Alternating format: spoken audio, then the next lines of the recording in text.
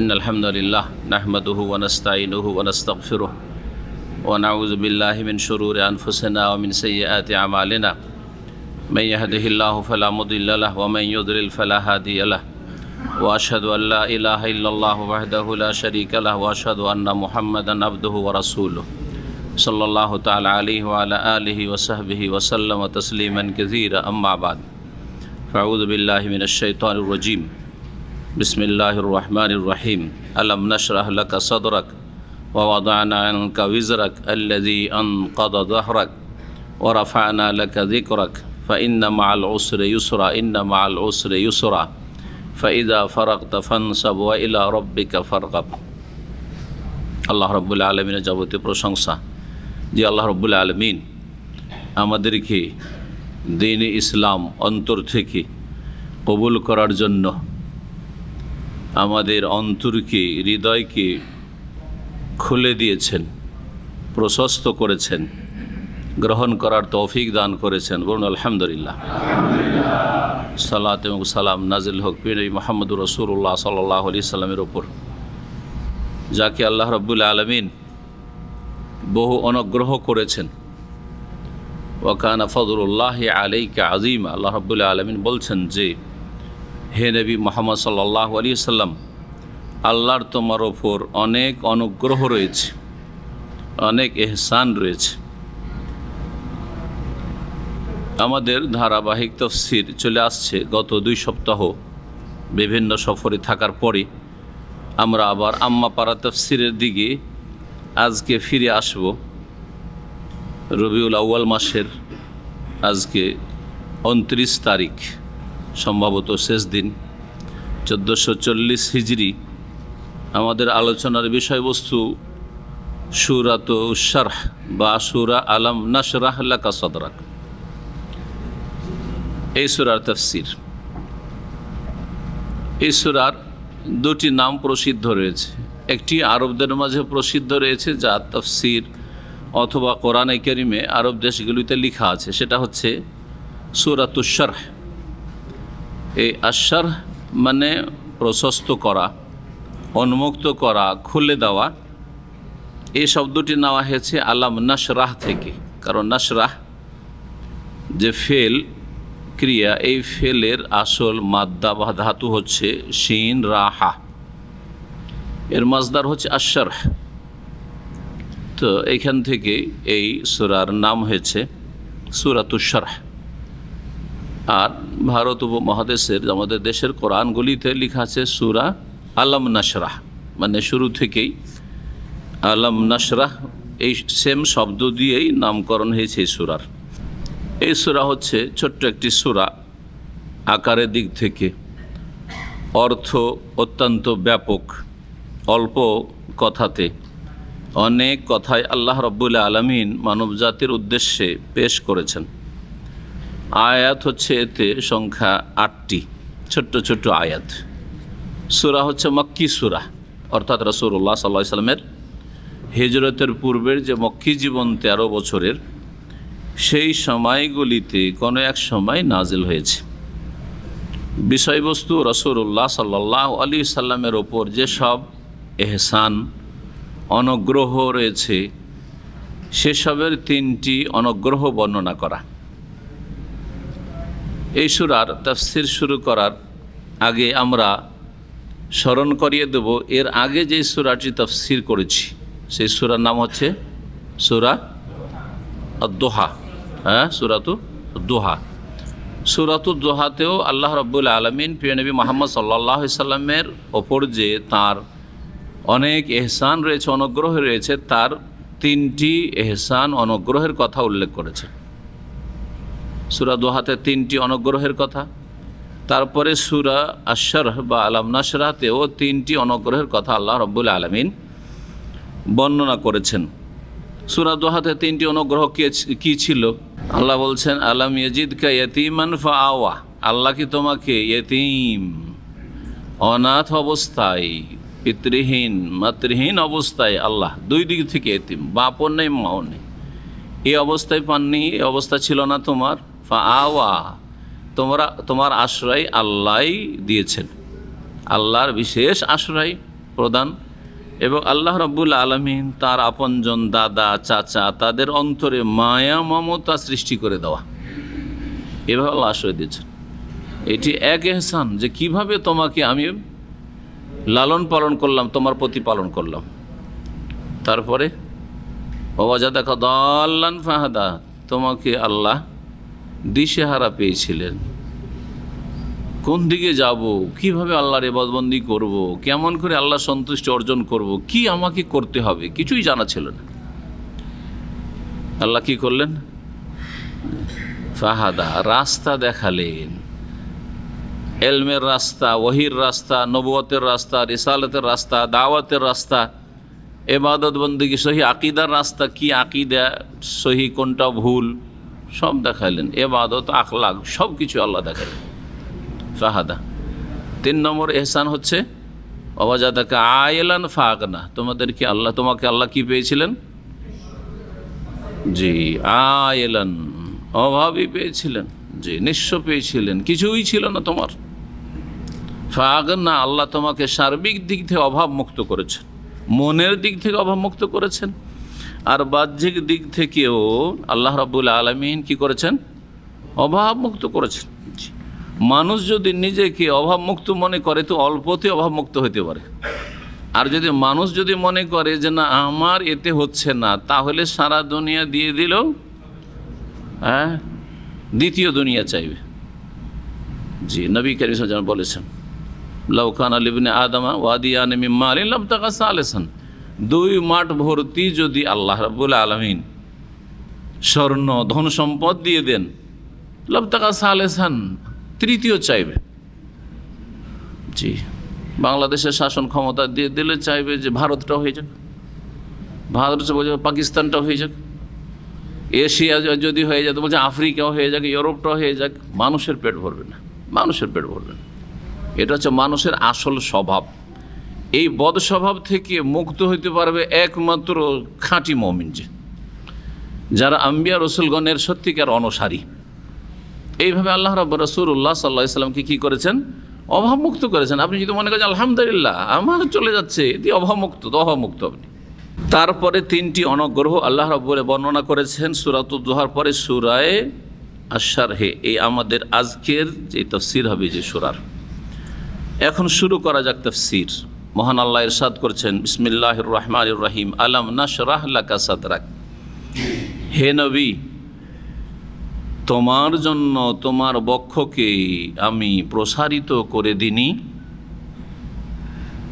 আলাম নাশরাহ, আমি কি উন্মুক্ত করে দিনি, প্রশস্ত করে দিনি তোমার উদ্দেশ্যে, সাদরাকা তোমার সিনাকে, তোমার বক্ষকে। সাদরুন মানে বক্ষ, তো বক্ষ খুলে দেওয়া থেকে বক্ষের ভিতরে যা আছে সেটাকে বোঝানো হয়েছে।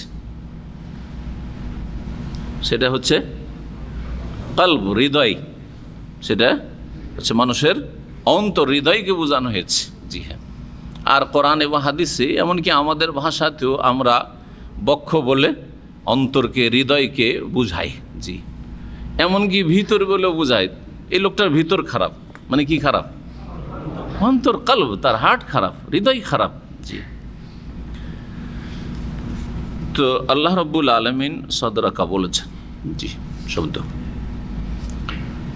এতে ব্যাপকতা আছে, শুধু কালবাকা বলেননি, ব্যাপকতাও আছে। জি, ব্যাপকতা হচ্ছে উন্মুক্ত করে দেওয়া, প্রশস্ত করে দেওয়া বা খুলে দেওয়া 2 রকম হয়। একটা হচ্ছে হিস্সি, অনুভূত, আর একটা হচ্ছে মানবী, আভ্যন্তরীণ। নবী করিম সাল্লাল্লাহু আলাইহি ওয়াসাল্লামের যে অন্তরকে আল্লাহ প্রশস্ত করেছিলেন, উদার করেছিলেন, উন্মুক্ত করেছিলেন, খুলে দিয়েছিলেন, এটা হিস্সি অনুভূত না মানবী আভ্যন্তরীণ? যদি আপনাকে কেউ জিজ্ঞেস করা হয়, কেউ করে, তো কি বলবেন? হ্যাঁ, দুটোই হতে পারে, কিন্তু প্রসিদ্ধ হচ্ছে যে এটা হচ্ছে মানবী, মানে আভ্যন্তরীণ দিক থেকে। অন্তরকে বা সিনাকে অনুভূত খুলে দেওয়া হচ্ছে বুকটাকে ফেড়ে দেওয়া। তো নবী করিম সাল্লাল্লাহু আলাইহি সাল্লামের বক্ষ ফেড়ে দেওয়া হয়েছিল, এই কথা কি এখানে বুঝাতে চেয়েছেন? এটা হচ্ছে প্রশ্ন। যদি এটা হয় তাহলে এটা হিস্সি অনুভূত যে বক্ষ খোলা হয়েছে।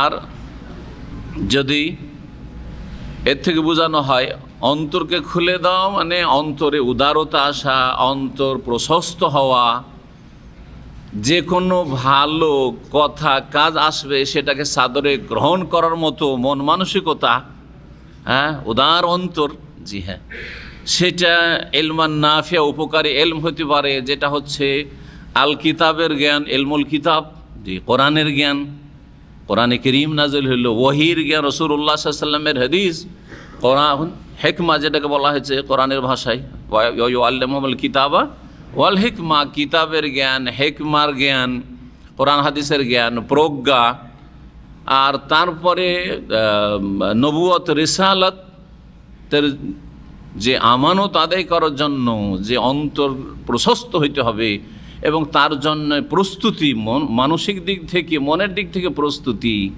আর তারপরে আকীদা, ইবাদত, আখলাক, ঈমান সব কিছুর ক্ষেত্রে অন্তরের প্রশস্ততা, এই সমস্তকে বোঝানো হয়েছে। মানুষের অন্তর যখন খুলে যায় ভালো কথা কবুল করার জন্য, তখন ভালো কাজগুলি, কথাগুলি পালন করা, মেনে নেওয়া সহজ হয়ে যায়, ঠিক কিনা? কিন্তু অন্তর যদি সংকুচিত থাকে, অন্তরের গেটটা, দরজা হচ্ছে সংকীর্ণ, তখন ভালো কথা শুনতে, শিখতে, আর মানতে, আর পালন করতে কষ্ট লাগে, কষ্ট লাগে। আল্লাহ রাব্বুল আলামিন রাসূলুল্লাহ সাল্লাল্লাহু আলাইহি সাল্লামের অন্তরকে কি করেছেন? প্রশস্ত করে দিয়েছেন, যেই দিকগুলি বললাম এগুলি কবুল করার জন্য, ইলম, আমল, আকীদা, ঈমান, ইবাদত, আখলাক সব কিছুই। আলাম নাশরাহ লাকা সাদরাক, তাহলে প্রসিদ্ধ হচ্ছে যে এটা হচ্ছে শারহুন মানবী। ইবনে উসাইমিন রাহিমাহুল্লাহ বলছেন আভ্যন্তরীণ দিক থেকে অন্তর উন্মুক্ত করে দেওয়া রাসূলুল্লাহ সাল্লাল্লাহু আলাইহি ওয়াসাল্লামের একটি বড় ইহসান। এতে থেকে খাঁটি মুমিনরা কিছুটা ভাগ পেয়েছে, আর যারা কপট মুসলিম, দুর্বল ইমানের মুসলিম, দুনিয়াদার জাতিতে মুসলিম, তাদের অন্তর সংকুচিত, যার ফলে উপকারী এলম শিখতে চাই না, দুনিয়াদারি শিখতে চায়, আমল করতে উদ্গ্রীব হয় না, আগ্রহী হয় না, ইবাদত বন্দেগীতে পরিশ্রমী হয় না, দুনিয়ার কাজে কঠোর পরিশ্রম করে, ইবাদতে কোনো পরিশ্রম নেই। যদি বলা হয় আরে সম্ভব, জি সারা রাত ইন্টারনেট নিয়ে পড়ে আছে, খুব সহজ লাগছে, মনে হচ্ছে এই কাজের জন্য অন্তরকে প্রশস্ত করে দেওয়া হয়েছে, কি প্রস্তুতি শারীরিক মানসিক। কিন্তু বলে 1 ঘন্টা তেলাওয়াত করতে হবে, 1 ঘন্টা কি আধা ঘন্টা 40 মিনিট তোমাকে তাহাজ্জুদ পড়তে হবে 11 রাকাত রাতে, আমার পক্ষে সম্ভব নয় ভাই, অনেক মেহনতের কাজ করি সারাদিন, আবার সকাল থেকে ডিউটি আছে, আউযুবিল্লাহ। অন্তর আপনার খোলা হয়নি, অন্তর সংকুচিত। এই তো সুন্নত মুস্তাহাবের কথা বলছিলাম, ফরজ, ঠিক রাত 2টো 2:30টায় ফ্লাইট, আরামসে যে বসে আছেন, সারা রাত জেগে বসে আছেন যাতে করে ফ্লাইট মিস না হয়। অন্তর আপনার কত প্রশস্ত এই ক্ষেত্রে, প্রস্তুতি কত। কিন্তু ফজরের সালাতের জন্য 5 ঘন্টা ঘুমিয়েও ঘুম ভাঙে না, ঘুম ভাঙলেও থাক, জি আউযুবিল্লাহ। অন্তরকে সংকুচিত করে দেওয়া হয়েছে, অন্তরকে সংকুচিত করে দেওয়া হয়েছে। নবী করিম সাল্লাল্লাহু আলাইহি ওয়াসাল্লামকে বড় বড় ইহসান আল্লাহ করেছেন, অনুগ্রহ করেছেন, যেমন তেমন না, এতে থেকে আপনি কিছুই ভাগ পাননি, অন্তর সংকুচিত আপনার।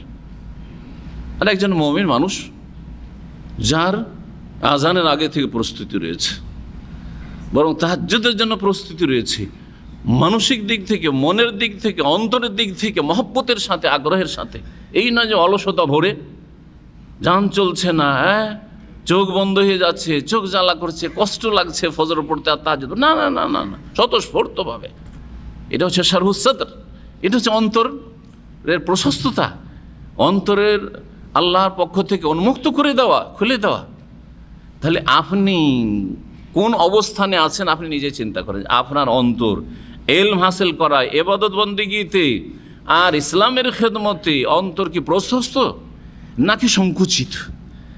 এই ভালো কাজ যে অংশ নিতে আপনাকে ভালো মজা লাগছে না কষ্ট লাগছে? সহজ ভাষায় যদি দেখেন ভালো কাজে অংশ নিতে এবাদতে আপনাকে এত মজা লাগছে যে এই স্বাদ দুনিয়ার কেউ পায় না যে এই স্বাদ আমি পাচ্ছি ইবাদতবন্দি করে, তাহলে আবশির বিখাইর,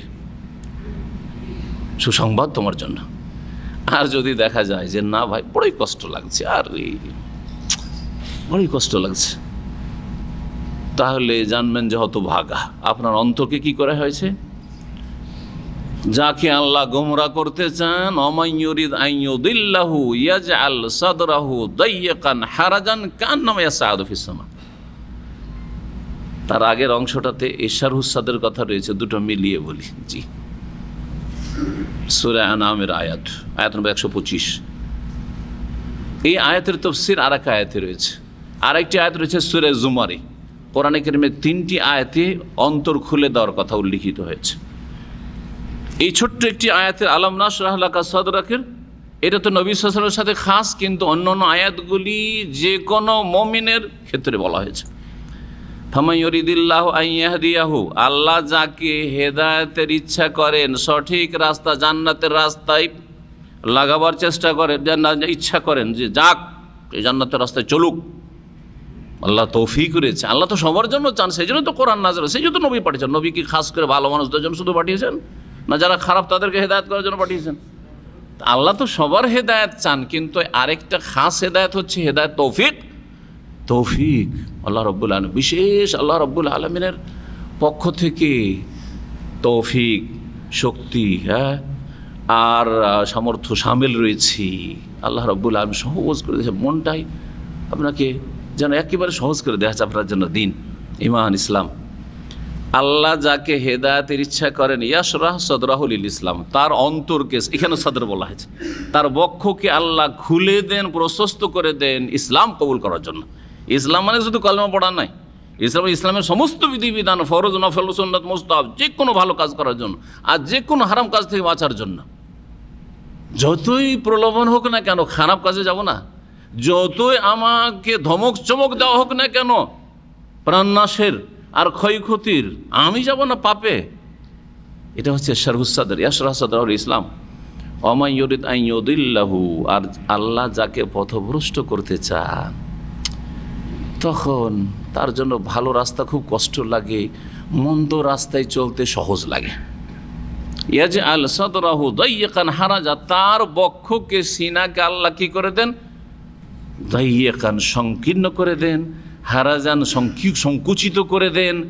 এমনভাবে সংকুচিত হয়ে যায় যেমন কান্নামা ইয়াসআদু ফিস সামা, যেন সেই লোকটি নিচের দিকে নামছে না, আকাশের দিকে চড়ছে। এখনই পরীক্ষা করেন এই আয়াতের তাফসীর। সিঁড়ি থেকে 5 তলা মানে 7 তলা, এখানে তাই না, 2 তলা বাদ দিয়ে তখন 1 শুরু হয়েছে। এই 7 তলা বিল্ডিং আমাদের ইসলামী সেন্টারে, ওপর থেকে নামেন কত আরাম, তাই না? কিন্তু নিচে থেকে 7 তলা চড়েন, কত কষ্ট লাগছে। এই 7 তলায় যদি চড়তে কষ্ট লাগে, তো 100 তলা যদি কোনো টাওয়ার হয় তাহলে 150 হয়, যদি তার বেশি যদি হয়, পাহাড়ে উঠছেন আপনি, যেখানে 2-2.5 ঘন্টা 3 ঘন্টা লাগতে পারে পাহাড়ে চড়ায় উঠতে, কত কষ্ট। তাহলে তো যাকে আল্লাহ রাব্বুল আলামিন তৌফিক দেন না, কেন তৌফিক দেন না? সে চেষ্টা করে না, তার চেষ্টাই নেই, যার ফলে তৌফিক পায়নি। সেই তাকে হেদায়েতের দিকে আসতে কেমন লাগে, যেমন আকাশের দিকে চড়তে কষ্ট লাগে। এ হচ্ছে অন্তর খুলে দেওয়ার নিয়ামত। আল্লাহ যেন আমাদের অন্তরকে খুলে দেন, ইলমের জন্য, আমলের জন্য, ইবাদতের জন্য, উত্তম চরিত্র গঠনের জন্য, সহি আকীদা গ্রহণ করার জন্য, শিরক বিদআত থেকে তওবা করার জন্য, তাওহীদ সুন্নাহর অনুসরণের জন্য আল্লাহ যেন আমাদের অন্তরকে প্রশস্ত করে দেন। দ্বিতীয় নিয়ামত রাসূলুল্লাহ সাল্লাল্লাহু আলাইহি ওয়াসাল্লামের ওপর। দ্বিতীয় নিয়ামত শুরু করার আগে আরেকটি তাফসীর বলি। কোনো তাফসীরকাররা বলেছেন যে এইখানে শারহে হিসিও বোঝানো হয়েছে, সেটাকেও শামিল, আর যেহেতু বিরোধ নেই সেটাকেও তাতে শামিল করা যেতে পারে। অর্থাৎ অনুভূত নবী সাল্লাল্লাহু আলাইহি ওয়াসাল্লামের অন্তরকে যে খোলা হয়েছে বা উন্মুক্ত করা হয়েছে, এটা অনুভূত। এটার অর্থ আবার কি? এটার অর্থ হচ্ছে যে নবী করিম সাল্লাল্লাহু আলাইহি সাল্লামের জীবনে 2 বার করে তাঁর সিনা চাক করা হয়েছে। এই ভাষাটা আমাদের দেশি বাংলায় নবী সাল্লাল্লাহু আলাইহি ওয়াসাল্লামের সিরতে ব্যবহার হয়, সেজন্য বললাম। সিনা মানে বক্ষ, আর চাক করা মানে কি? বিদীর্ণ করা। বক্ষ বিদীর্ণ করা হয়েছে, এটাই শুদ্ধ বাংলা। বক্ষ কি করা হয়েছে? বিদীর্ণ করা হয়েছে। তো শারহ সাদর মানে এখানে বক্ষ বিদীর্ণ করা। কখন কখন করা হয়েছে কেউ বলতে পারেন? নবী সাল্লাল্লাহু আলাইহি সাল্লামের বক্ষ খুলে তারপরে হৃদয় হাড়টাকে বের করে তাতে যে পিণ্ডটাতে শয়তানের অংশ থাকে মানুষ হিসাবে প্রত্যেক মানুষের, সেটাকে বের করে দেওয়া হয়েছে যাতে শয়তান আর কোনো চান্স না পায়। যে চান্সটা আমাদের প্রত্যেকের ক্ষেত্রে শয়তান নিতে পারে। শয়তানের কোনো অংশ নবী করিম সাল্লাল্লাহু আলাইহি ওয়াসাল্লামের অন্তরে রাখা হয়নি। এটা একবার করা হয়েছে বাল্য জীবনে। কেউ জানেন কত বছর বয়সে? 4 বছর বয়সে। 4 বছর বয়সে যখন ছিলেন তিনি দুধ মায়ের বাড়িতে, হালিমা সাদিয়া আর বাড়িতে। জি।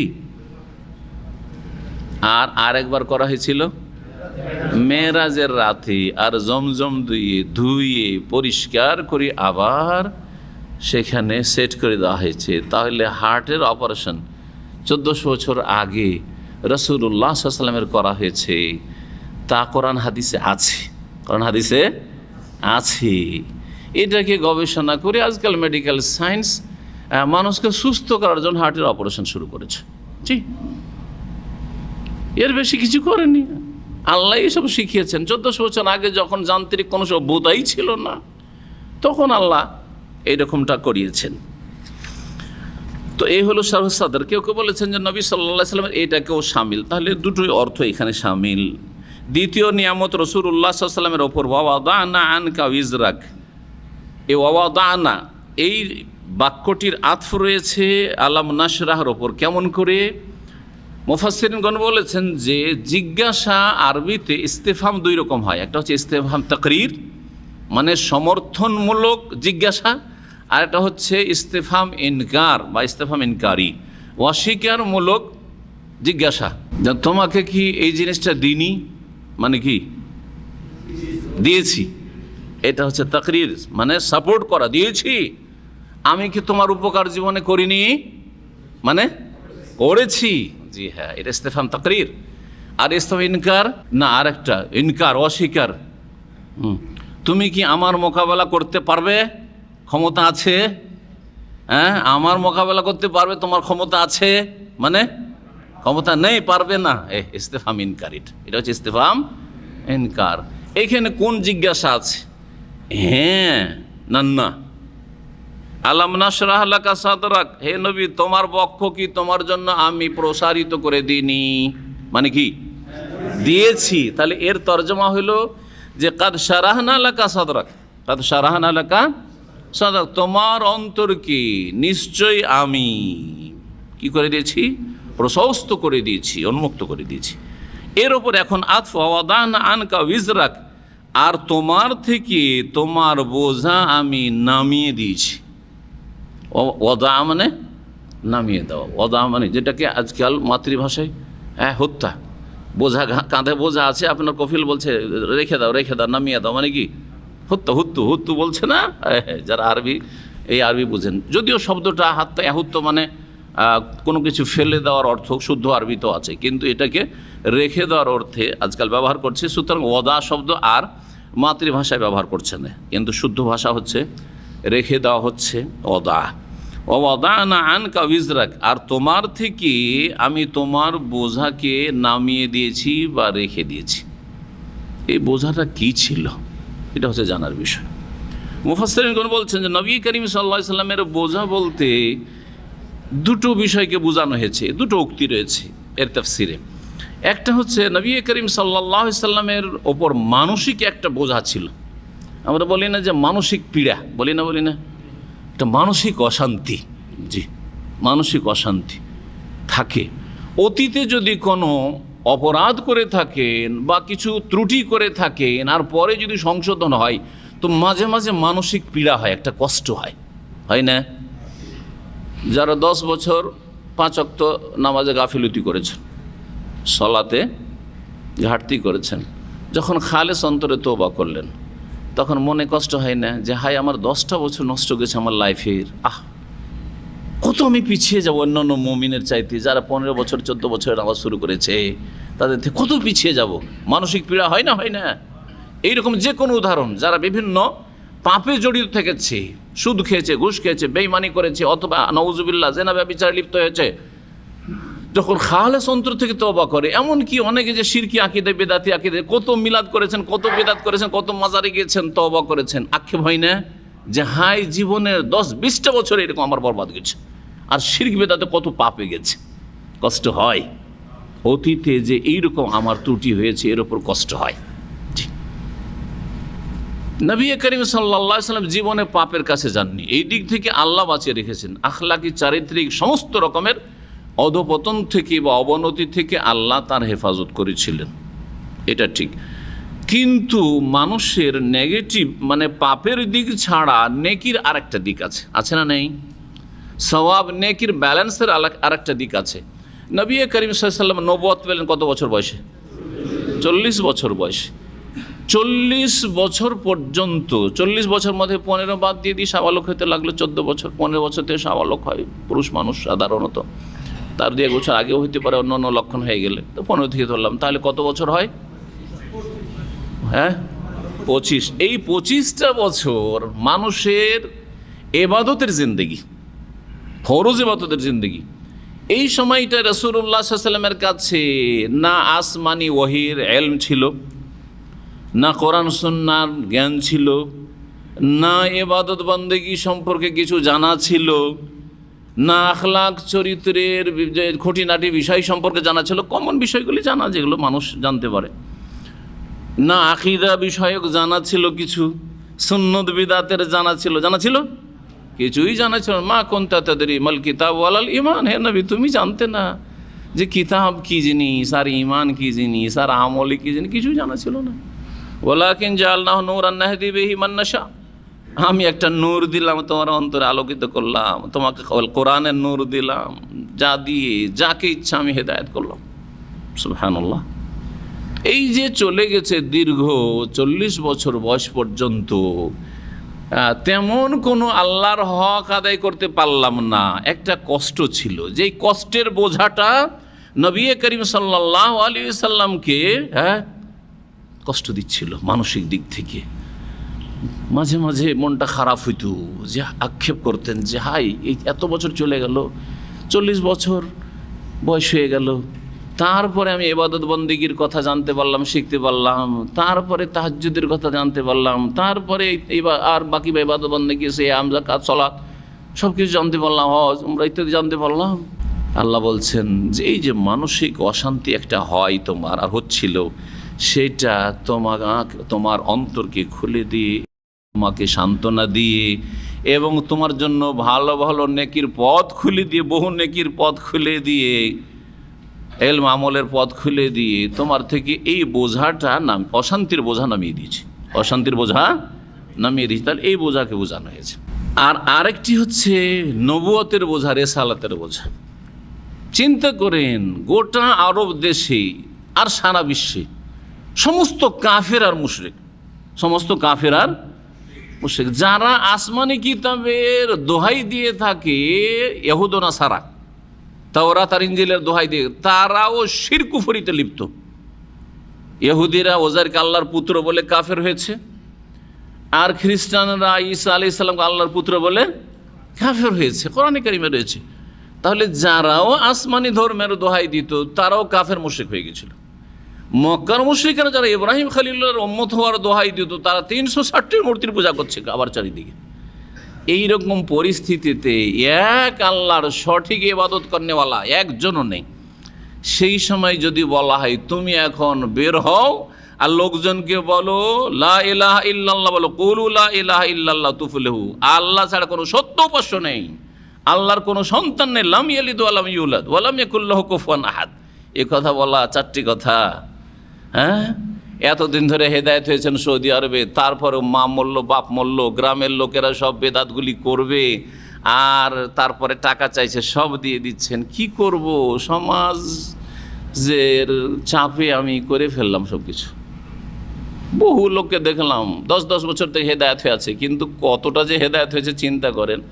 সমস্ত বেদাতগুলিতে শরিক হয়ে গেল, টাকা পয়সা দিয়ে আর সমর্থন দিয়ে অনুমতি দিয়ে একেবারে শক্ত ভূমিকা নিতে পারলো না, শক্ত ভূমিকা নিতে পারলো না। এখন পর্যন্ত নিজের পরিবারকে নিজেকে বেদাত মুক্ত করতে পারলো না। নিজে যদি সরাসরি না যায় টাকা পয়সা ঠিকই দিচ্ছ বেদাত করার জন্য, শিরক করার জন্য। রাসূলুল্লাহ সাল্লাল্লাহু আলাইহি সাল্লামের বোঝা নেমেছেন, এই যে রিসালাত নবুয়তের বোঝা, আল্লাহ এত বড় বোঝা, তুমি আমাকে বলছো যে যাও মানুষকে দাওয়াত দাও তাওহীদের, আর বলো যে তোমাদের প্রতিমা পূজা শিরক, গায়রুল্লাহর পূজা শিরক, আর তোমাদের এসব কুসংস্কার ছাড়ো, শরীয়তের বিধান মানতে হবে, আমি রাসূলুল্লাহ। এত সহজ কথা, এত বড় বোঝা মানুষের কাছে পৌঁছে দেওয়া। আল্লাহ বলছেন তোমাকে মানসিক দিক থেকে, ইমানের দিক থেকে এমন প্রস্তুত করলাম, প্রস্তুত করে তোমার এই বোঝাকে হালকা করে দিলাম, নামিয়ে দিলাম। এ হচ্ছে বোঝা নামিয়ে দেওয়া, এ হচ্ছে বোঝা নামিয়ে দেওয়া। এটা দ্বিতীয় তাফসির। কোন তাফসিরকারগণ তৃতীয় আরেকটা দিক বলেছেন, সেটা হচ্ছে নবী করিম সাল্লাল্লাহু আলাইহি ওয়াসাল্লাম সম্পর্কে এই আয়াতের তাফসির করেছেন তারা সূরাতুল ফাতহের 1 এবং 2 নম্বর আয়াত দিয়ে, ইন্না ফাতাহনা লাকা ফাতহাম মুবিনা। দ্বিতীয় আয়াত হচ্ছে লিয়াগফিরা লাকা আল্লাহু মা তাকাদ্দাম মিন যামবিকা ওয়া মা তাআখার। হে নবী, নিশ্চয়ই তোমাকে সুস্পষ্ট বিজয় দান করেছি। লিয়াগফিরা লাকা আল্লাহ, যাতে করে আল্লাহ তোমাকে ক্ষমা করে দেন, মা তাকাদ্দাম মিন যামবিকা ওয়া মা তাআখার, তোমার যে ভুল ভ্রান্তি অতীতে হতে পারে অথবা ভবিষ্যতে হতে পারে। অতীতে যদি কোনো কিছু হয়ে থাকে অথবা ভবিষ্যতে যদি কোনো কিছু হয়, অগ্রিম কি করছি আমি, ক্ষমার ঘোষণা করে দিচ্ছি। তো রাসূলুল্লাহ সাল্লাল্লাহু আলাইহি সাল্লামকে আল্লাহ রাব্বুল কি করেছিলেন, অগ্রিম ঘোষণা করেছিলেন যে তোমার অতীতের আর ভবিষ্যতের সমস্ত ভুল ভ্রান্তি যদি সাপোজ হয়েও যায়, উদাহরণস্বরূপ যদি হয়েই গেল মনে করেন, ধরে নেন, তো আল্লাহ কি করছেন, অগ্রিম ঘোষণা করেছেন। নবী ছাড়া, আমাদের রাসূল সাল্লাল্লাহু আলাইহি সাল্লাম ছাড়া পৃথিবীর কোনো মানুষের জন্য এই ঘোষণা আসেনি। যতই বড় আল্লাহর নেক বান্দা হয়ে যাক না কেন, তোমার আগের পরের সব মাফ, যা পারবে তাই করো না, বরং তোবা করলে মাফ হবে, না তোবা করলে মাফ নাও হইতে পারে। যতই বড় আলেম হয়ে যাক, আর শেখ হয়ে যাক, আর মুহাদ্দিস হয়ে যাক, কথা বুঝছেন না, আর ইমাম হয়ে যাক না কেন, কারো ক্ষেত্রে নিশ্চয়তা দেওয়া হয়নি। একমাত্র রাসূলুল্লাহ সাল্লাল্লাহু আলাইহি ওয়াসাল্লামের মান সম্মান বৈশিষ্ট্য যে লিয়াগফিরা লাকা আল্লাহু মা তাকাদ্দাম মিন যামবিক। তো আল্লাহ এই যে গুনাহ হতে পারে সম্ভাব্য, সে গুনাহ মানে আপনাদের মতো আমাদের মতো গুনাহ না, ছোটোখাটো কোনো ভুল ভ্রান্তি যদি হয়ে যায়, তো অগ্রিম আল্লাহ ঘোষণা করেছেন যে তোমার এই বোঝা, গুনার বোঝা কি করলাম, হ্যাঁ, নামিয়ে দিলাম। ওয়াদানা আনকা বিজরাক, এটাও ওই আয়াত দিয়ে এই আয়াতের তাফসীর। যেমন রাসূলুল্লাহ সাল্লাল্লাহু আলাইহি সাল্লামের কাছে অন্দরের সূরা আবাসার তাফসীরে পড়েছেন কিনা, এসে আগ্রহী হয়ে জিজ্ঞেস করছে, আর মক্কার বড় বড় কাফের নেতারা বসে আছেন। নবী সাল্লাল্লাহু আলাইহি সাল্লাম মনে করছেন, তার ধারণায় যে এই অন্ধটা তো মুসলিম হয়ে গেছে, এটাকে পরে না হয় ওর মাসলা বলবো, ওর জিজ্ঞাসার উত্তর দেবো, এই নেতাগুলিকে একটু পরে পাবো না, দেখি এগুলোর একটু গুরুত্ব দিই। ও নেতাদের দিকে, কাফেরগুলোর দিকে একটু বেশি গুরুত্ব দিয়েছেন, আল্লাহকে পছন্দ হলো না। আর ক্ষুদ্র ভুল হইল কি না, হ্যাঁ, জি হ্যাঁ। তো আল্লাহ আগেই ঘোষণা করে দিয়েছেন, লিয়াগফিরা লাকা আল্লাহু মা তাকাদ্দামা মিন যামবিকা ওয়া মা তাআখার, আগের পরের ভুল ভ্রান্তি আল্লাহ তোমার ক্ষমা করে দিতে চান। এর মাধ্যমে তোমার বোঝাকে কি করেছেন, ওয়া ওয়াদানা আনকা বিজরাক, আর তোমার বোঝাকে তোমার থেকে কি করেছি, নামিয়ে দিয়েছি। এমন বোঝা আল্লাযী আনকাযা যাহরাক, যেই বোঝা তোমার কোমরকে ভেঙে দিয়েছিল, মেরুদণ্ডকে ভেঙে দিয়েছিল। কোমরের কথা কেন আল্লাহ বললেন, হাত ভেঙে দিয়েছিল, পা ভেঙে দিয়েছিল, হ্যাঁ, এগুলো কেন বললেন না? জি, শরীরে সবচেয়ে বেশি শক্তি আছে কোমরে, মেরুদণ্ডে, পিঠে, যাহার মানে পিঠ, বোঝা গেছে কি না? পিঠে যেই শক্তিটা আছে মানুষের, সেই শক্তি শরীরের অন্য কোনো অঙ্গে নেই। পরীক্ষা করেন, 2 হাত দিয়ে একটা কোনো ভারী জিনিস উঠান, কত কিলো উঠাতে পারবেন? 20 কিলো, 30 কিলো, 40 কিলো হয়তো 2 হাতে চেড়ে ধরেন এরকম করে, ঠিক আছে। কিন্তু 70-80 কিলো পিঠে উঠিয়ে নিতে পারবেন হয়তো। পিঠের ওপর যদি দিয়ে দেওয়া হয়, বা পিঠটালে দেখেছেন না কুলিদেরকে, পিঠটা লাগিয়ে দিয়ে বড় বড় বস্তাকে উঠিয়ে নিয়ে একেবারে দিল, উঠিয়ে ফেলে দিল, করছে না, করছে না? পিঠে তাহলে 2 হাতের চাইতে বেশি শক্তি, বুঝতে পারছেন না? তো এমন বোঝা তোমার মাথায় চেপে গিয়েছিল বা তোমার মেরুদণ্ডে চেপে গিয়েছিল পিঠে, যার কারণে, যেই বোঝার কারণে মনে হচ্ছিল যে তোমার কোমর ভেঙে যাবে। আল্লাহ জান কত ধারা ঝুঁকে যাবে। মানুষ যখন ভারী বোঝা উঠায় তখন কোমর ঝুঁকে যায়। জি, হাতে যদি ভারী থাকে তবু মানুষ ঝুঁকে যায়, আর পিঠে যদি ভারী থাকে তো সোজা দাঁড়িয়ে নিতে পারে না। হ্যাঁ, একটা বাচ্চা পিঠে নিয়েছেন তো সোজাই হাঁটছেন, কিন্তু 40, 50, 60, 70 কিলো পিঠে উঠান তো তখন বাঁকা হয়ে গেছেন, হবেন না? নুয়ে যাওয়া, আল্লি যে আনকাজা জাহার, এই জন্য কেউ কেউ নুয়ে যাওয়ার অর্থ করেছেন, কিন্তু আনকাজা মানে ভেঙে যাওয়া আসলে। জি, এই বোঝার কথা বললাম। তাহলে মানসিক বোঝা, যেই বোঝার কারণে আল্লাহ আমার এতদিন চলে গেছে, যে বোঝাতে অশান্তিতে ছিল, আল্লাহ অশান্তি দূর করে নবী করিম সাল্লাল্লাহু আলাইহি ওয়াসাল্লামের। অথবা ছোট মানুষ, বড় মানুষ, যে যত বড় মানুষ হয়, বড় যে যত নেক হয়, সে তত ছোট ভুল ভ্রান্তিকে অনেক বড় গুনাহ মনে করে, এটাও মনে রাখবেন। পক্ষান্তরে যে যত বড় মুনাফিক হবে, যার মধ্যে যত কপটতা থাকবে, তত সে গুনাহকে, পাপকে হালকা মনে করবে। এই মর্মে একটি হাদিস রয়েছে, নবী করিম সাল্লাল্লাহু আলাইহি ওয়াসাল্লাম বলেছেন যে মুমিন যখন কোনো আজনাবা জামবান কোনো গুনাহ করে, তখন তাকে এত ভয় হয়, এত ভয় হয় যে মনে হচ্ছে যে সে এমন জায়গায় আছে যেখানে পাহাড় ঝুলন্ত তার মাথার উপর পড়তে যাচ্ছে। সামান্য একটা গুনাহ করেছে, সামান্য একটা গুনাহ করেছে, হয়তো সগীরাই হইতে পারে, তাতে এত তার অনুভূতি হয়েছে, সূক্ষ্ম অনুভূতি, যে আল্লাহ কি করলাম, আমার দ্বারা এই অপরাধ হয়ে গেল, মনে হচ্ছে যে ধ্বংস হয়ে যায়, এক্ষুনি আল্লাহর আযাব গজব নেমে যেতে পারে, ঠিক না? আর মুনাফিকের চরিত্র, দুর্বল ঈমান লোকের লক্ষণ হচ্ছে যে গুনাহ করলে তার উদাহরণ হচ্ছে নাকের ডগায় মাছি বসার মতো।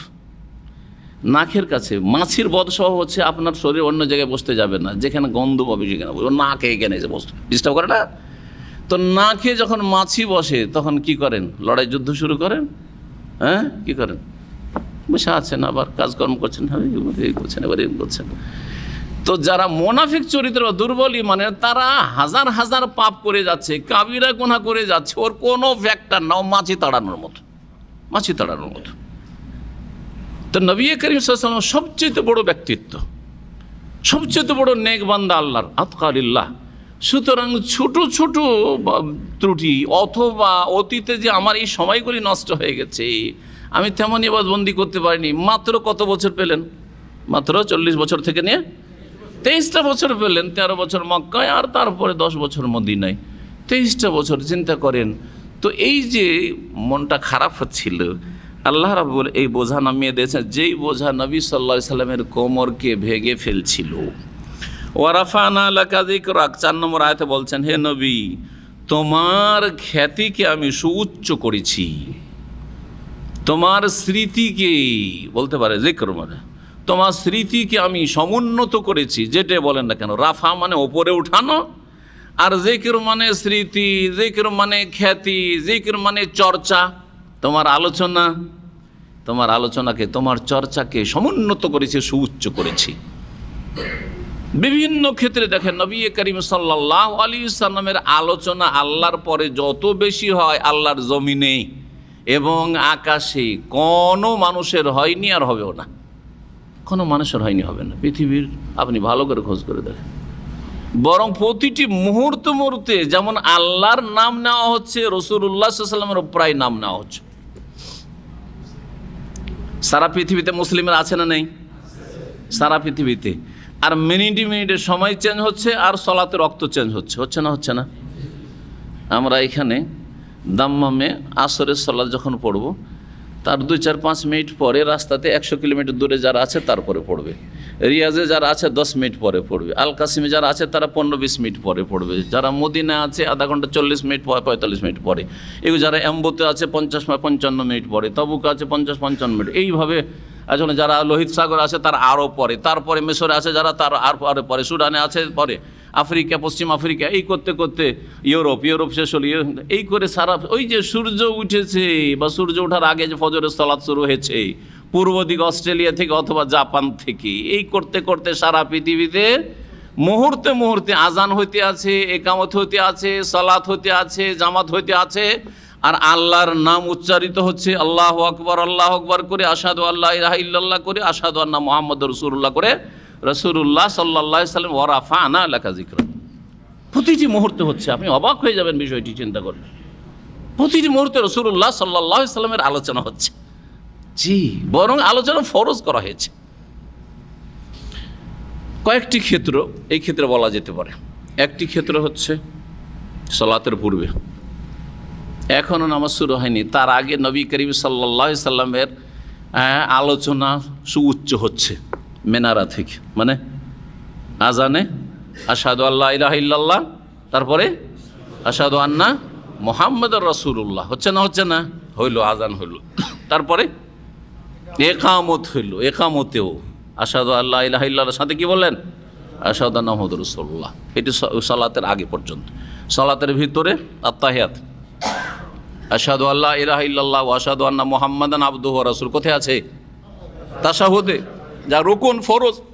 যে আত্তাহিয়াত না পড়লে কোনো সালাতই হয় না, ফরজ হয় না, নফলও হয় না। চিন্তা করেন, তার নবী করিম সাল্লাল্লাহু আলাইহি সাল্লামের আলোচনা যদি না করেন তো আপনার সালাতই হবে না, নামাজই হবে না। চিন্তা করেছেন? সালাতের ভিতরে হলো, সালাতের আগে হলো। তৃতীয় আরেকটি ক্ষেত্র বলি, সেটা হচ্ছে যে কোনো ইবাদত করেন না কেন, সেই ইবাদতের ক্ষেত্রে প্রত্যেক মুসলিমের অন্তরে আর দেমাগে বসে আছে যে তার ইবাদত শুদ্ধ হবে কি করে। কথা ঠিক না? যখন ইবাদত করছেন, ইবাদত শুদ্ধ হবে কি করে? আর ইবাদত শুদ্ধ হওয়ার জন্য দুটো বুনিয়াদি শর্ত রয়েছে। একটি শর্ত হচ্ছে, এক আল্লাহর জন্য আমি ইবাদতটি করছি, দুনিয়ার কোনো গরজ নেই আর কারোর জন্য করি না, ঠিক না? ইখলাস। দুই নম্বর হচ্ছে ইত্তেবায়ে রাসূল, রাসূলুল্লাহ সাল্লাল্লাহু আলাইহি সাল্লামের তরিকাতে আমি আদায় করছি। রাসূলের তরিকায় সাল্লাল্লাহু আলাইহি ওয়াসাল্লাম আমি সালাত আদায় করলাম, রাসূলুল্লাহ সাল্লাল্লাহু আলাইহি ওয়াসাল্লামের তরিকায় আমার সিয়াম রোজা, রাসূলুল্লাহ সাল্লাল্লাহু আলাইহি ওয়াসাল্লামের তরিকায় আমার যাকাত সাদাকা, রাসূলুল্লাহ সাল্লাল্লাহু আলাইহি ওয়াসাল্লামের তরিকায় আমার হজ উমরা। জি হ্যাঁ, তাহলে প্রত্যেকটি আমল, আর মুসলিম জীবন আমলেরই জীবন। যে কোনো আমল করছেন আপনি, ফরজ হোক আর সুন্নত হোক, নফল হোক, যে কোনো আমল করছেন, সওয়াবের কাজ করছেন, অথবা পাপ থেকে বাঁচছেন। কেন বাঁচছেন? কেন পাপটা করছেন না আপনি? একজন আপনার রুমে থাকছে কাফের, সে হারাম খাচ্ছে, আপনি খাচ্ছেন না কেন? হারাম পান করছে, আপনি কেন করছেন না? কেন? আমি আল্লাহর বান্দা আর নবীর উম্মত, তাই না? আমি আল্লাহ রসুলের অনুগত, আতিউল্লাহ ও আতিউর রসুল। আল্লাহ কি বলছেন? আল্লাহর আনুগত্য কর আর রসুলের আনুগত্য কর। আমি হচ্ছি আল্লাহ রসুলের অনুগত তাবেদার, আমি তার আগে বাড়ি না। আর এ হচ্ছে আল্লাহ রসুলের নাফরমান বিরুদ্ধাচরণকারী কাফের বেদিন। সেই জন্য তাহলে প্রত্যেক সময় ওয়ারাফা'না লাকা যিকরাক, প্রত্যেকটি ইবাদতের ক্ষেত্রে আল্লাহ রাব্বুল কি করেছেন? রাসূলুল্লাহ সাল্লাল্লাহু আলাইহি ওয়াসাল্লাম খ্যাতিকে আর আলোচনাকে, চর্চাকে সুউচ্চ করেছেন, সমুন্নত করেছেন। তারপরে নবী করিম সাল্লাল্লাহু আলাইহি সাল্লামকে সান্ত্বনা দিচ্ছেন সরাসরি, প্রত্যক্ষভাবে আর পরোক্ষভাবে, ইনডাইরেক্ট সমস্ত মুসলিমকে আল্লাহ সান্ত্বনা দিচ্ছেন। বরং সমস্ত মানুষকে যারা এই রাস্তায় আসবে, কোরআনের রাস্তায় আসবে, হেদায়েতের রাস্তায় আসবে, ইমানের রাস্তায় আসবে, তাকে আল্লাহ কি করছেন? আশ্বাস দিচ্ছেন, সান্ত্বনা দিচ্ছেন। কি? দেখেন, মানুষের জীবনে যেমন সুখ আছে, দুঃখ আছে, আছে না নেই? কারো জীবনে সারা জীবন সুখী হয় না, আর কারো জীবনে সারা জীবন দুঃখ হয় না। এটা হতেই পারে না। জি। আর যদি দেখেন যে আমার দুঃখ কষ্টের পরিমাণ বেশি, তাহলে আপনি আপনার আকীদা আমল আপনি ভালো করে স্টাডি করে দেখেন যে আপনি কোন অবস্থায় আছেন। হয়তো এগুলি আল্লাহর আযাব গজব চলছে হয়তো। জি। পরীক্ষা যদি হয়, তাহলে আল্লাহ রাব্বুল আলামিনকে আপনি পরীক্ষার ক্ষেত্রে উত্তীর্ণ হতে পারলে আপনি আল্লাহকে ধরবেন। আর আল্লাহকে যদি আপনি ধরেন, ওমাইয়াতাসিম বিল্লাহি ফাকাদ হুদিয়া ইলা সিরাতিন মুস্তাকিম, তাহলে আল্লাহ কখনো অসহায় ছেড়ে দেবেন না, কখনো অসহায় ছেড়ে দেবেন না। মুশকিল আসতে পারে, বিপদ আসতে পারে, বালা মুসিবত আসতে পারে, পরীক্ষা হইতে পারে, কিন্তু তারপরে পরীক্ষায় পাস করলে আল্লাহ রাব্বুল আলামিন রাস্তা প্রশস্ত করে দেবেন। তো আল্লাহ এখানে দুইবার করে বলছেন, ফাইন্না মাল উসরি ইউসরা, ইন্না মাল উসরি ইউসরা। নিশ্চয়ই মাল উসরে, মা মানে সাথে, মা মানে কি হয় শাব্দিক অর্থ? সাথে। কিন্তু অনেক তাফসীরকাররা বলেছেন এখানে বাদের অর্থে রয়েছে। কারণ সাথে সাথে হয় না, যখনই মুশকিল তখনই সহজ হয় না, মুশকিলের পরে হয়। সেইটা অদূর ভবিষ্যতে হইতে পারে, তাড়াতাড়ি হইতে পারে, আবার কিছু দেরি করে হইতে পারে, বিলম্বেও হইতে পারে। আপনি অসুস্থ হয়েছেন, রুগী হয়েছেন, তাড়াতাড়ি ভালো হইতে পারে, আবার দীর্ঘদিন অসুস্থ থাকার পরে ভালো হইতে পারে। আপনি অভাবী হয়েছেন, কাজকর্ম নেই, কর্মহীন, কাজকাম নেই, মানে দুনিয়া রোজগারের কাজকাম নেই, এমন নয় যে মুসলিম জীবনে কাজ নেই। শেষখানে বলবো, কিন্তু মুসলিম জীবনে সবসময় কাজ আছে। মুসলিম কখনো বেকার না। বেকার সমস্যা বলছেন আজকাল, যে মুসলিম বলবে বেকার সমস্যায় ভুগছি ভাই, সে ইসলাম বুঝেনি। মুসলিম কখনো বেকার না, মুসলিমের জীবনটা কখনো ব্যর্থ, বেকার না, যে বেকারোত্তর জীবন, বেকারোত্তর জীবন। কাফের বেকার হইতে পারে, বেদিন বেকার হইতে পারে, পেট পূজারি বেকার হইতে পারে, কিন্তু মুসলিম কখনো বেকার সমস্যায় ভোগে না। তো ফাইন্না মাল উসরি ইউসরা, ইন্না মাল উসরি ইউসরা, মানে ফাইন্না বাদাল উসরি ইউসরা, নিশ্চয়ই কঠিনের পরেই সহজ রয়েছে। কঠিনের পরে কি রয়েছে? সহজ রয়েছে, সরলতা রয়েছে। ইন্না, নিশ্চয়, আবার বলছি নিশ্চয়, মাল উসরা ইউসরা, কঠিনের সাথে সাথেই বা কঠিনের পরেই কি রয়েছে? সহজ রয়েছে।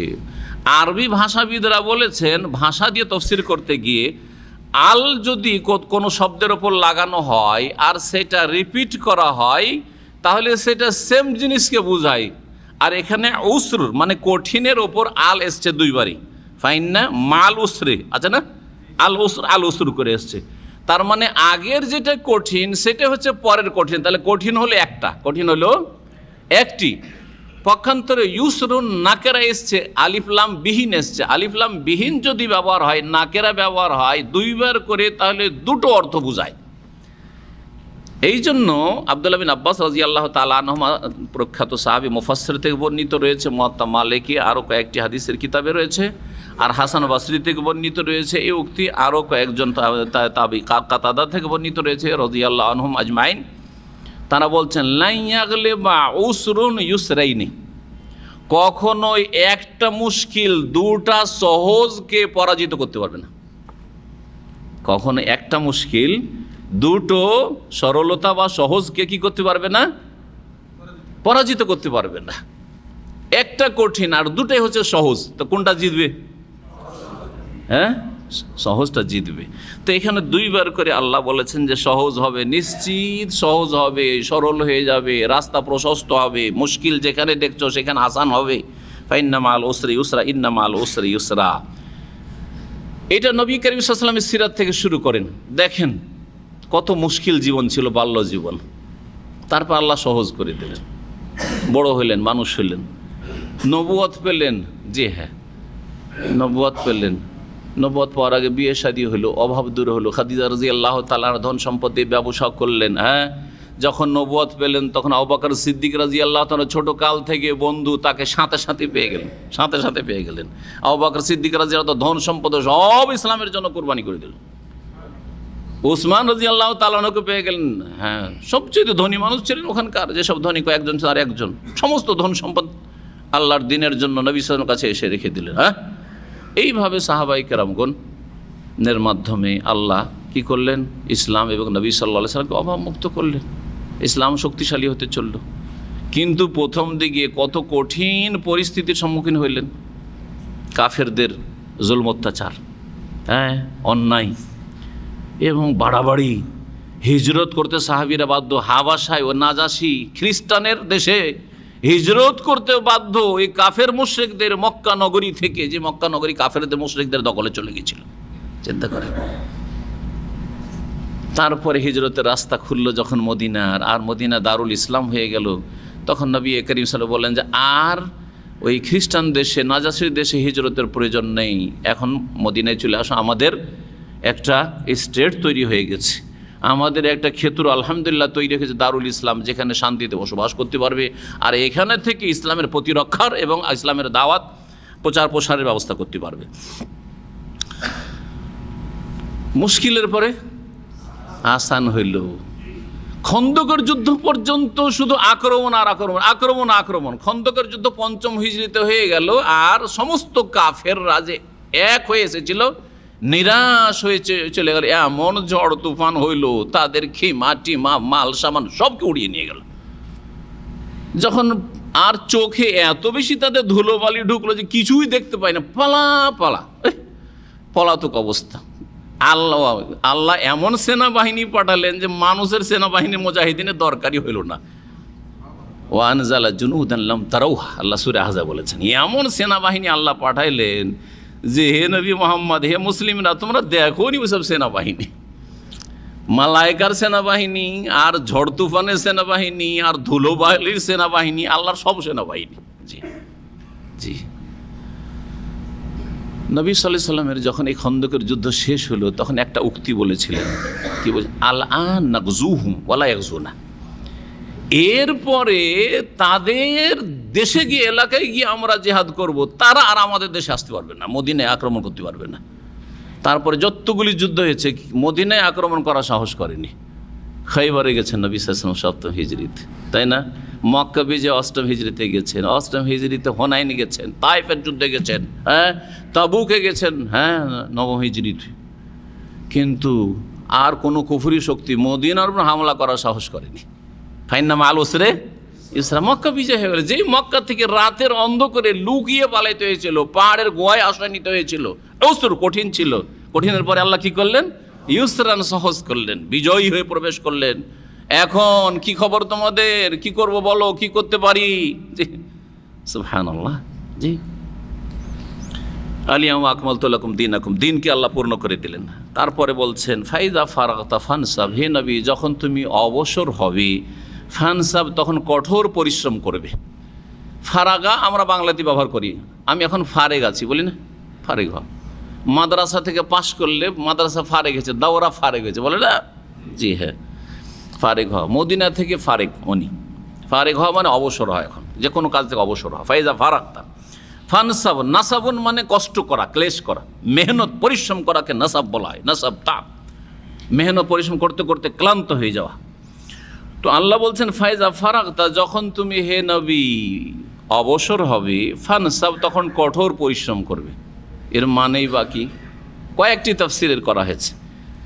একটি তাফসির হচ্ছে যেটা ব্যাপক, যখন তুমি এক কাজ থেকে অবসর হবে আর এক কাজে লাগবে। সেটা দুনিয়ার কাজ থেকে যখন অবসর হলে তখন দিনের কাজে লাগো, দিনের কাজ থেকে যখন অবসর হলে তখন দুনিয়ার কাজে লাগো। এই জন্য একটু আগে কি বললাম, যে মুসলিম জীবনে বেকারত্ব নাই। বিএ পাশ করে বসে আছে, এমএ পাশ করে বসে আছে, ডক্টরেট পিএইচডি নিয়ে বসে আছে, বলবে কাজ কাম নাই ভাই, বেকার জীবন, কি আর বিয়ে শাদী করবো, পায়ে তো দাঁড়াইতে পারিনি না। এগুলো আসলে ইসলামের জ্ঞান থাকলে আমরা বলতাম না। বেটার চান্স আলহামদুলিল্লাহ, সৌদি আরবে এসেছেন ভাই, কাজ নাই, বেকার বসে আছে 6 মাস থেকে, বলছেন না? অনেকে বলছেন, কিন্তু আজকে থেকে আর বলবেন না এই কাজ। যখন দুনিয়ার কোনো কাজ নেই তখন আল্লাহ সুবর্ণ সুযোগ দিয়েছেন দিনের কাজ করার জন্য। ইসলামী সেন্টারে এসে সবগুলি দার্সে অ্যাটেন্ড করব, সুবর্ণ সুযোগ, গোল্ডেন চান্স, তাই না? তারপরে এলেম বাড়াবো, কোরআন হেফজ করব, কোরআনের তজবিদটা শুদ্ধ করব, কোরআন ভালো করে পড়তে পারি না। তারপরে এবাদত বন্দি করে, এখন কাজ কাম নেই, তাড়াতাড়ি শুয়ে যাব, রাত্রে 2-3 ঘন্টা উঠে যাব, তাহাজ্জুদ পড়বো, কোরআন খতম করব, ফ্রি আছি, মসজিদে চলে আসবো, ঘন্টার পর ঘন্টা, আসর থেকে মাগরিব বসে থাকবো, কোরআন তেলাওয়াত করবো, কত সুযোগ। ফাইজা ফারাগতা ফানসাব, অবসর আছো তখন কঠোর পরিশ্রম করো, বেকার বসে থাকিও না। কারণ মানুষ যখন বেকার বসে থাকে আর নিজেকে বেকার মনে করে তখনই পাপ হয়। আর একটা পরীক্ষিত জিনিস বলছি আপনাকে, জি, যদি আপনি নিজেকে মনে করেন অবসর, তাহলে পাপ হয়। এই জন্য বাচ্চাদেরকে অবসর রাখতে হয় না। যখন বড় ছুটি ছাটি আছে তখন ওদেরকে কোনো কাজে লাগিয়ে রাখেন। আর ফ্রি যদি ছেড়ে রাখেন, পড়াশোনাও নেই আর স্কুল মাদ্রাসাও নেই আর ফ্রি বসে আছে, তাহলে অবশ্যই পাপ হবে।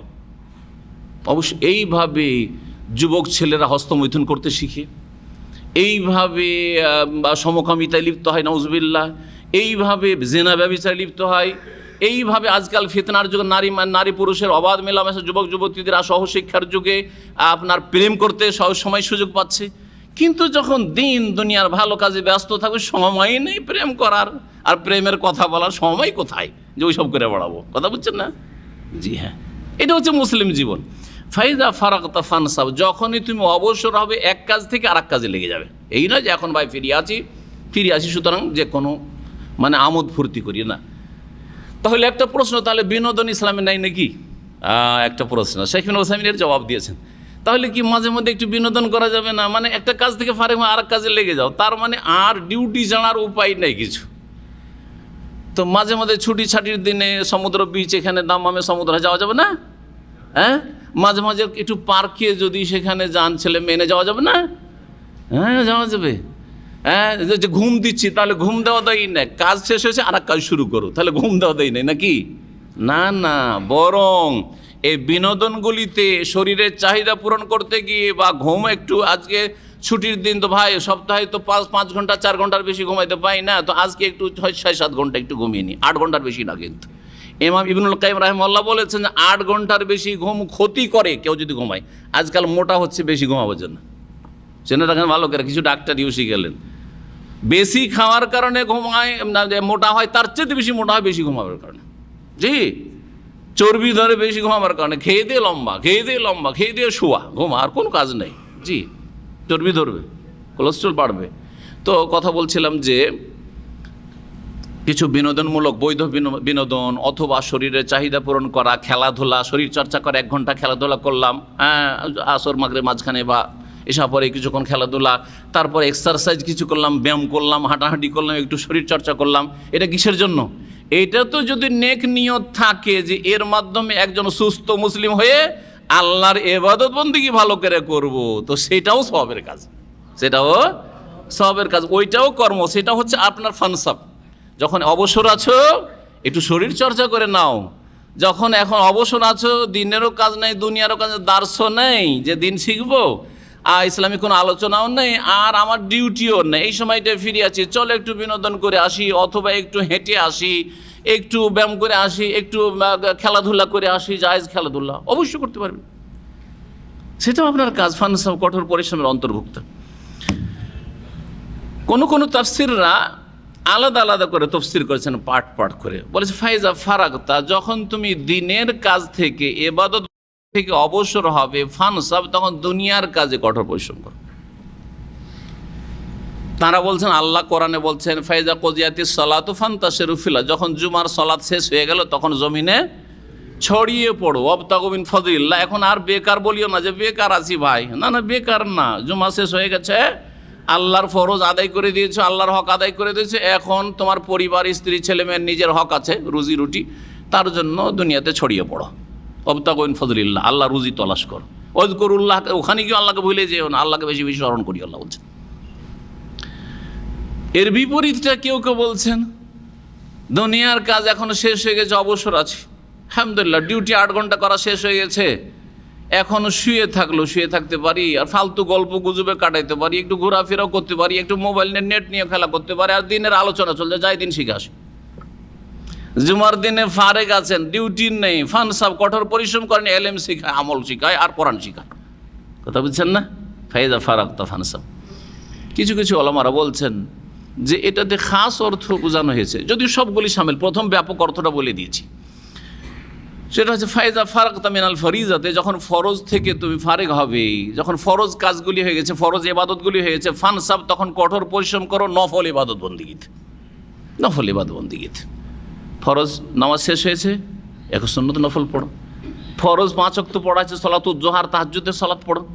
জি হ্যাঁ, ফরজ রোজা রমজানে ওই শেষ হয়ে গেছে, আর গোটা 11 মাস রমজান আসবে না, তো ফানসাব, কঠোর পরিশ্রম করো, নফল সে আমি নফল রোজাই, বিশেষ করে শীতকালে।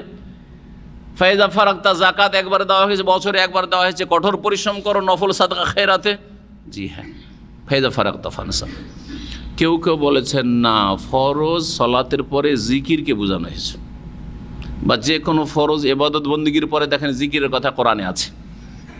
ফাইজা ফারাগতা ফানসাব, যখন তুমি অবসর হবে, মানে নামাজ শেষ হবে, ফরজ নামাজ, ফানসাব, কঠোর পরিশ্রম করো, সালাতের পরে জিকির আজকারি, সালাতের পরে জিকির আছে না, 10-এর বেশি জিকির আছে, অনেকগুলি জিকির আজকার আছে, এই জিকিরগুলি মুখস্থ করে পড়বে, আস্তাগফিরুল্লাহ, আস্তাগফিরুল্লাহ, আস্তাগফিরুল্লাহ, বাকি যে দোয়াগুলি রয়েছে, আজকার রয়েছে, তারপরে আয়াতুল কুরসি রয়েছে, তাসবিহগুলি রয়েছে, 33 বার 34 বার ইত্যাদি, এই সমস্তগুলি শিখে নিয়ে মুখস্থ করে পাঠ করবেন। ফাইজা ফারাগতা ফানসাব, এই সমস্ত অর্থ এই আয়াতের শামিল। তবে প্রথম অর্থটা ভুলবেন না, যখনই একটা কাজ শেষ হয়েছে তখন আর এক কাজে নিজেকে নিয়োজিত করো, তাহলে তোমার দ্বারা পাপ হবে না, আর মুসলিম জীবনে কখনো বেকারত্ব আসবে না। আলহামদুলিল্লাহ ভাই, একটা বড় সুযোগ পেয়েছিলাম, 1 বছর কাজকর্ম বেশি ছিল না, সৌদি আরব থেকে দিন শিখে এসেছি। দেশে যাওয়ার পরে বলবেন, দেশে এসে ভাই এত ব্যস্ত হয়ে গেছি, আর দিন শিখার সুযোগ নেই, আর কোনো ভালো আলেমও পাচ্ছি না। বলতে হবে, আপনি বলবেন হয়তো, ঠিক না? আর যারা হতভাগা এখানে এসে অবসর বসে রাত দিন ঘুমা আর ঘুরে বেড়া, আড্ডা দেওয়া, দিন শিখলেন না, দেশে চলে গেলেন, পরে হয়তো খেয়াল। অনেক লোক আছে, দুবাই এক ভাইয়ের সাথে দেখা হইলো, বলছে শেখ 91 দীর্ঘদিন আমি থেকেছি, কিন্তু তখন তার কাছে সহি আকীদার দাওয়াত পৌঁছেনি, হেদায়েত হয়নি। বলছে যে প্রথম দিকে 2005 পর্যন্ত থেকেছে, অনেক জায়গায় গিয়ে এরকম যায়। দামামে থেকেছি কতদিন পর্যন্ত, 2005, আমি 99 এসেছি, 5-6 বছর এখানে ইসলামী সেন্টারে দার্স হয়েছে, ক্লাস হয়েছে, আসেনি, সহি হেদায়েত পাইনি।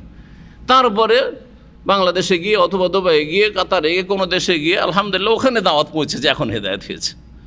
জি, এরকম বহু ঘটনা রয়েছে। ফাইজা ফারাক্তা ফানসাব ওয়া ইলা রব্বিকা ফারগাব, এবং তোমার প্রতিপালকের দিকে মনোযোগী হও, তোমার প্রতিপালকের দিকেই, ওয়াইলা রব্বিকা, যেহেতু আগে নিয়ে আসা হয়েছে এই জন্য এখানে দিকেই তাকিদ করতে হবে। বলছেন ওয়াইলা রব্বিকা ফারগাব, আর তোমার প্রতিপালকের দিকেই কি হও, ফারগাব, আগ্রহী হও, মনোযোগী হও, মনোনিবেশ করো, আল্লাহ অভিমুখী হও, আল্লাহমুখী হও, দুনিয়ামুখী হইও না, আল্লাহমুখী হইতে হবে। আল্লাহমুখী হওয়ার জন্য দোয়ার ক্ষেত্রে আল্লাহমুখী হইতে হবে, আল্লাহর কাছে দুনিয়াতে হেদায়েত চাওয়ার ক্ষেত্রে, তৌফিক চাওয়ার ক্ষেত্রে, রুজিতে বরকত, দিন দুনিয়ার সার্বিক কল্যাণ চাওয়ার ক্ষেত্রে আল্লাহ অভিমুখী হইতে হবে।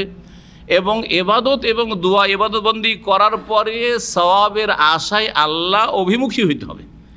আখিরাতের জীবনটা সুন্দর করার ক্ষেত্রে আল্লাহমুখী হইতে হবে, আল্লাহর দিকে মনোযোগী হইতে হবে। আল্লাহ যেন আমাদের তৌফিক দান করেন। এখানে আজকের তাফসীর শেষ হলো। ওয়া সাল্লাল্লাহু ওয়া সাল্লাম আলা নবিয়িনা মুহাম্মদ ওয়া আলা আলিহি ওয়া সাহবিহি আজমাইন।